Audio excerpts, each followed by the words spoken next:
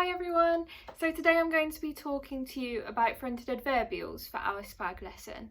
Now, fronted adverbials are a group of words that describe a verb.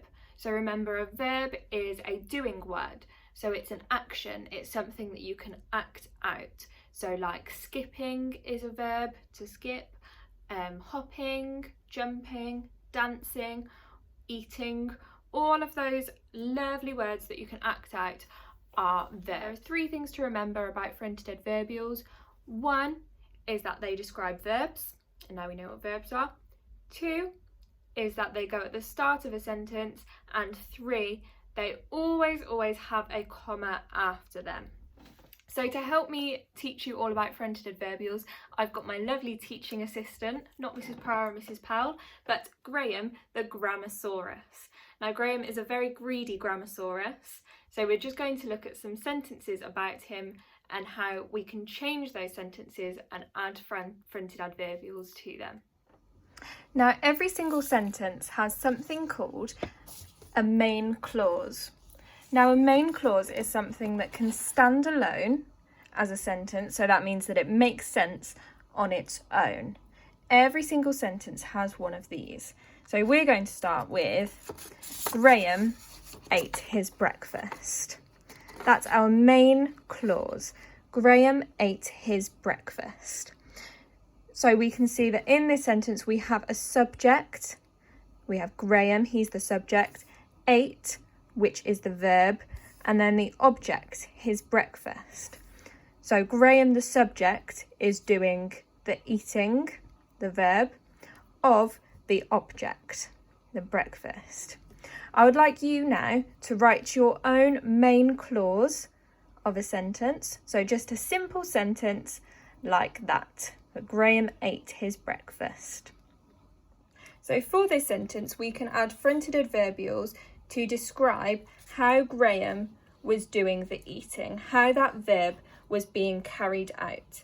And our fronted adverbials can describe when he was doing the eating. They can describe where it was happening, or they can describe how. So you'll remember from instructions, we had a little look at when we used words like firstly and next and afterwards at the start of sentences, at the start of our instructions, to describe how the verbs were being carried out. You were really good at that last time. So we're going to start with when. So fronted adverbials to describe when Graham ate his breakfast.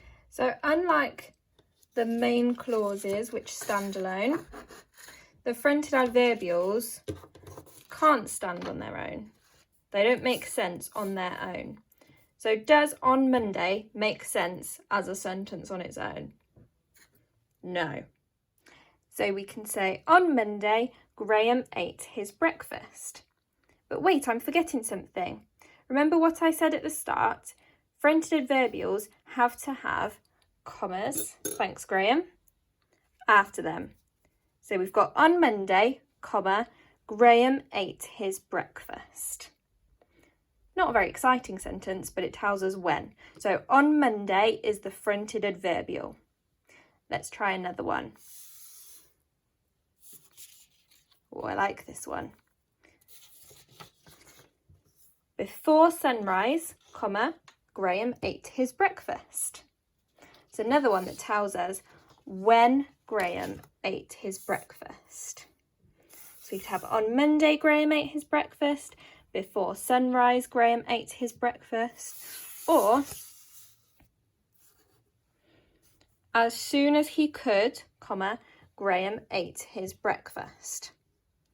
So those are all different ways to describe when Graham ate his breakfast. Have a think and see if you can add any fronted adverbials to your first main clause that describe when the verb happened.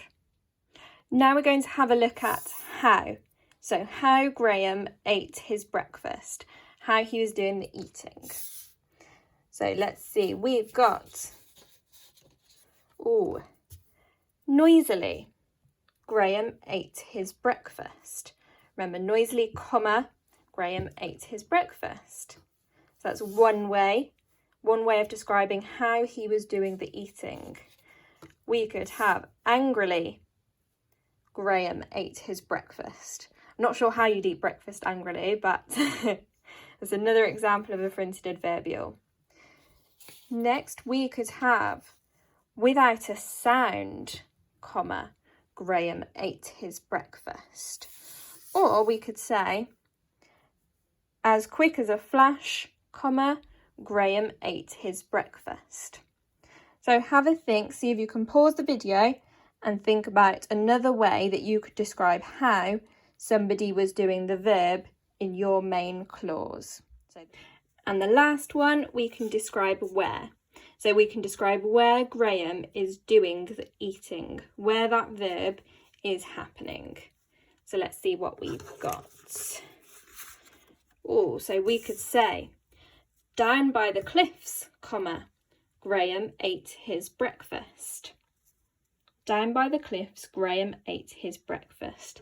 That's describing where Graham is eating. We could say, inside his cave, comma, Graham ate his breakfast. So again, that's telling us where. Or we could say, sitting at Miss B's table, Miss Brooks's table, like he is now, Graham ate his breakfast. Remembering that comma that needs to go after the fronted adverbial. So remember, all of these strips that don't make sense on their own as sentences are the fronted adverbials. The main clause has stayed the same the whole way through. And it's just the fronted adverbials that have changed the meaning of that sentence. So I'd like you to pause the video now and write me another sentence, so one last sentence describing where your same main clause and verb is happening. So you should have one for where, one for how, and one for when. So that's 3 sentences at least. Okay, so I hope that that's all made sense to you. So remember, your main clause is the part of the sentence that makes sense on its own.